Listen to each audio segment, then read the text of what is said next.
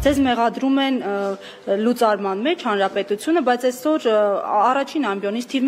1 խոսափողը Փաշինյանը պարբերաբար հայտարարում է Լեռնային Ղարաբաղի էջը փակելու մասին, բոլոր հայտարարություններում նշում է անգամ հակամարտության մասին փաստող ԵԱՀԿ Մինսկի խմբի ձևաչափն է դեմ չէ, որ դա էլ այսպես փակվի եւ անցնի պատմության գիրկը։ Այս համատեքստում նախ ձեր գնահատականը հնչող հայտարարությունների վերաբերյալ Արցախի էջը փակելու եւ հետագայի վերաբերյալ ինչպես եք տեսնում այս դեպքում հայկական Արցախի էջը վերաբացելու հարցը, ինչ աշխատանքներ պիտի տարվի։ Արցախի էջը չի կարելի համարել փակված, մինչև Արցախի ժողովուրդը բռնի տեղահանված է եւ չկա իրենց հայրենիք վերադառնալու արժանապատիվ հնարավորություն։ Փաշինյանը ձեզ հարցրել է, որ այդ հայտարարություններն արել եք Արցախի ժողովրդին։ Ոչ, մենք կապ չունենք Նիկոլ Փաշինյանի հետ, ինչ վերաբերում է Մինսկի խմբի լուծարմանը, մենք իհարկե դրան դեմ ենք, որովհետև դա միակ միջազգային հարթակն է, որը ստեղծվել է հենց հակամարտությունը լուծելու համար։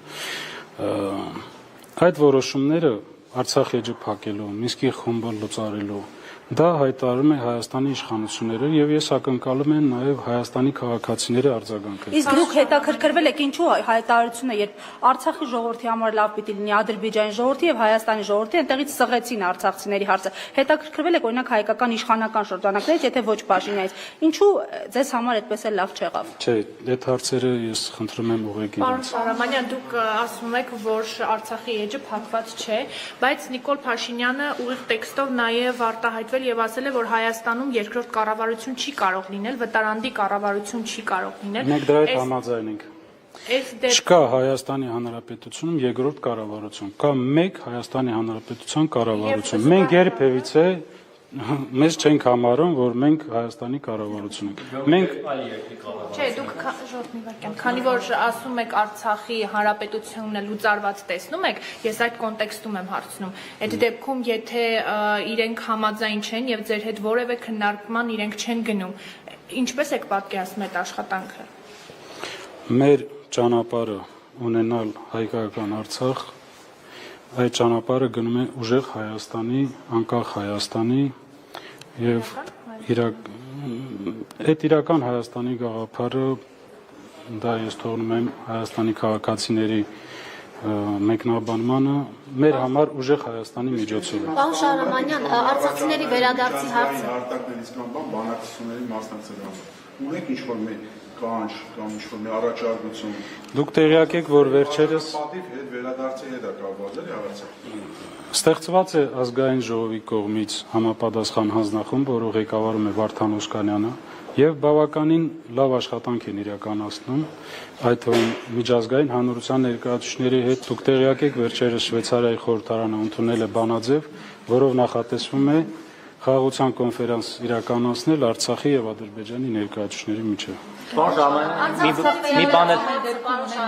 կարևոր խնդիրներ, դուք էլ գիտեք, որ սոցիալական սուր խնդիրներից պարզապես չգիտեն ուղղակի որ մեկի դուռը թակեն, անդադ լրագրողներին խնդրում են մարաթոններ, հաշվեհամարներ են տալիս, բայց դա հարցի համակարգային լուծում չէ։ Ձեզ էլ այս իշխանությունները պարզապես փորձում են անտեսել, արհամարում են, չեն ընդունում, այնտեղ մեկը իշխանական падգամավորներից ասում է Շահրամանյան թող ինքնասպան լիներ, չստորագրեր Արցախի էջը չփակի։ Հիմա ո՞նց եք դուք այս միջավայրում պատկերացնում արցախցիների շարքային, արցախցիների սոցիալական խնդիրների լուծումը։ Անողը անձամբ ինձանից ներողություն է խնդրել, երբ իմացել է ճշմարտությունը։ Երկրորդը, այո, եւ այո։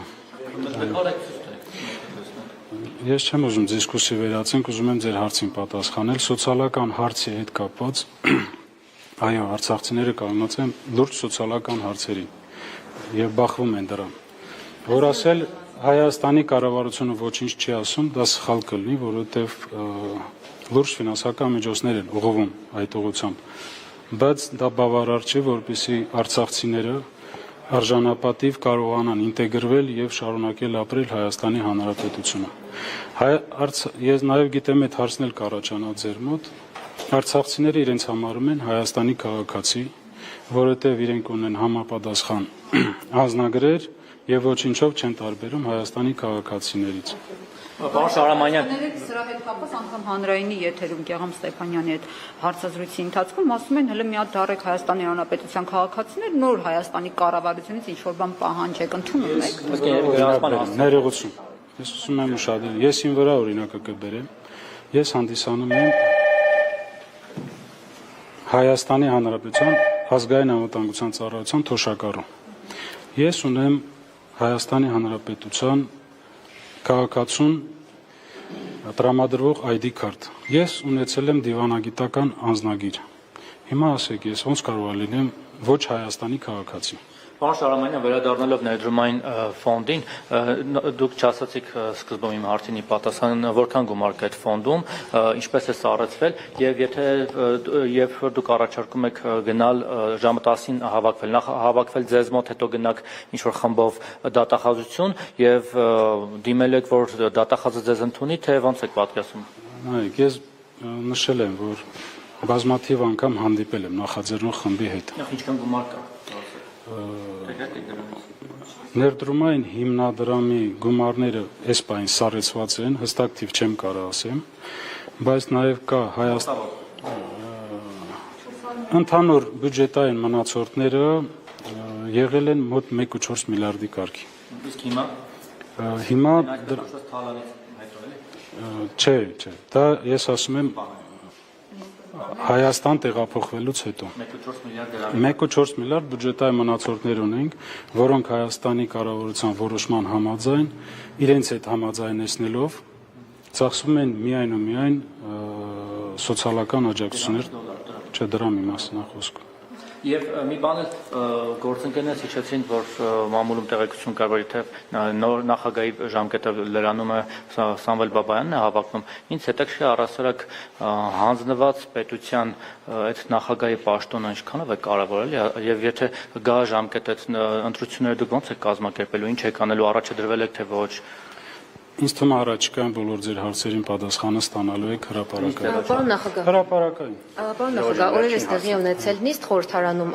օրենսդրական փոփոխություններ են կատարվել, որպեսզի Արցախի նախագահի ինստիտուտը մշտապես հնարավորություն ունենա գործելու մինչև համապետական ընտրություններ իրականացնելը։ Կասեք կմեկնաբանեք, ինչու ենք այդքան կարևորում Արցախի նախագահի, Արցախի կառավարության ինստիտուտների պահպանումը։ Այո, դա պետական ինստիտուտներ է, որը պետք է պահպանվի, որպեսզի հետագայում մենք հնարավորություն ունենալ լեգիտիմ ներկայացուցիչներ, հետագա բանակցությունների, քննարկումների, շփումների համար։ Շնորհակալություն։ Դատախազն եք ուզում որ հանդիպեք։ Հա, ձեր հարցին չպատասխանեց, ուրեմն ես որ հրավիրել եմ ժամը 10-ին նախաձեռնող խմբին, ես կփորձեմ մեր խորհրդակներով ձեռք բերել պայմանավորություն դատախազի, քննչական կոմիտեի նախագահի, հակակոռուպցիոն կոմիտեի նախագահի եւ կխնդրեմ ընդունել նախաձեռնող խմբին, իրենք հնարավորություն կունենալ հղել իրենց հարցերը, ուղղել հարցերը եւ ստանալ սպառիչ պատասխանել եւ հրապարակել մեր ժողովրդին։ Մենք թաքցնելու ոչինչ չունենք։ Ես կողմ եմ, որպեսզի այդ կոռուպցիոն բնույթի հանցագործությունները բացահայտվեն, մեղավորները պատժվեն, վերջապես ժողովուրդը իմանա ովքեր են մեղավորները եւ դա չպրոյեկցվի բոլորի վրա։ Դա մեր համար էլ է շատ դժվար, որովհետեւ այսօր դուք ինչպես նշում եք, նախագահին են փորձում թիրախավորել, մեղադրել, այն պարագայում, Բաբանի կողմից ուղղորդում տեսնում եք դուք։ Ոչ, ես 3 Սամվել Բաբայանի հետ քննարկել եմ, ինքը կտրուկ մերժել է իր հնարավոր ինչ-որ առնչությունը այս բողոքի ակցիային եւ տարածել է համապատասխան հայտարարություն։ Ինձ թվում է մնացած հարցերը լավ կլինի ուղղեք իրեն։ Ատելություն ենք հարազում արցախցիների հանդեպ, ինչու դուք որպես Արցախի նախագահ կոշտ եւ կոպիտ պատասխան չեք տալիս։ Ես այդ հարցին պատասխանեցի, որ մենք դատապարտում ենք եւ ովքեր այդ նման հայտարարություն անում են, դրանք պարակտում են մեր հասարակությունը եւ ներազգային թշնամանքի են սերման։ Պատասխան չեք տալիս, որպեսզի նրանք հասկանան, որ ի վերջո Դատապարտելուց բացի էլ ինչ պատասխան։ Շարամայից հնարավոր է ոչ թե ձեր անձի դեմ ուղղված լինեն այսպիսի ակցիաներ, այլ նախագահի ինստիտուտի, Արցախի հանրապետության նախագահի ինստիտուտի, որ վերջնականապես ինչպես ամեն ինչ հնարավոր է, ինձ թվում է դուք այդ հնարավորությունը ունեք նաեւ ձեր հարցերը ուղղել կազմակերպիչներին։ Շնորհակալ եմ, ներողություն եմ խնդրում։